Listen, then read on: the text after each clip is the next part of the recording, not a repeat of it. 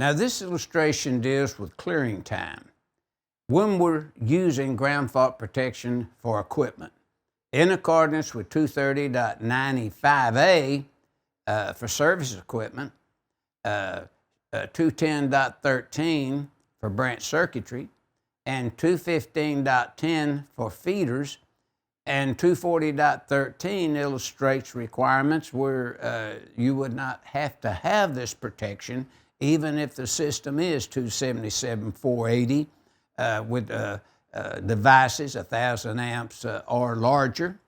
Of course, you know, we have on this system the 250 volts to ground possibility, which always presents a restrike voltage. In other words, this system, once it strikes to ground, it just keeps striking, capable of doing that. Where 120 volt systems like 122/40, 122/08, that won't happen. You've got to have a good, solid tracking way to ground, or it's got to be solidly connected to ground. It's not going to, continuously strike like 277 does. So this came into the 75 code. That's when it was implemented and put into the code for 277/480 volt systems. Now, I know some engineers on a 122/08 large systems will recommend to have ground fault protection for such equipment. But notice now in the NEC loop, if we want more information on determining how these settings take place, then we would look at our figure 6-51, and we have a full illustration on how that's done. Now, the relay settings, boxed in information, the relay may be set from a 0 amp above that up to 1,200 amps. The fault of 3,000 amps or more, then we're going to clear within 1 second. Now, many times if you had, say, a main of 1,000 amps, or let's just say 2,000 amps, we used in the field take 10% of 200 or 2,000, and we'd set that relay relay setting at 200 amps. If it failed, we'd move up, to 15%. If it failed and wouldn't function properly and had nuisance tripping, we'd move up to 20%. But that's as far as we'd go. We'd always call the manufacturer, tell them we had a problem, and usually there was a problem. It wasn't our problem. Sometimes it might be the equipment's problem, and sometimes it may be the problem of the installation and so forth.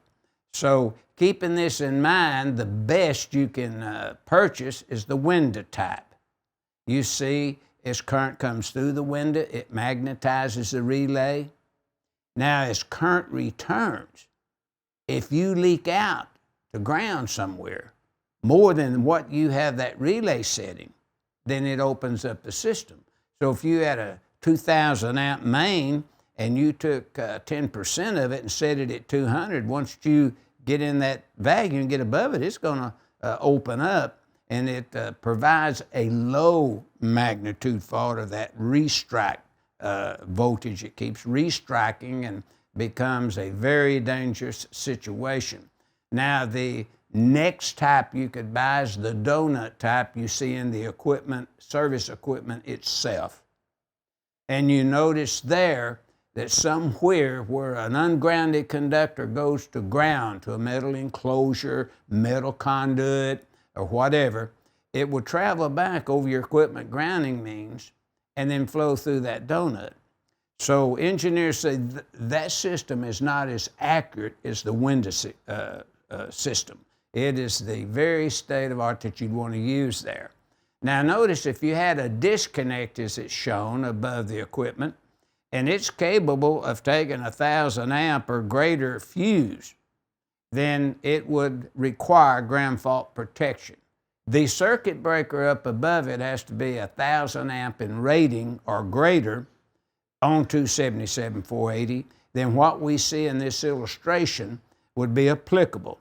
So that this is exactly what figure 9-44 is illustrating to designers and electricians. And many times electricians that haven't had really the time to be seasoned with knowledge, if that relay's tripping, they'll just go and set it all in. And many times that solves their problem, where they have some leakage current from an ungrounded conductor to ground.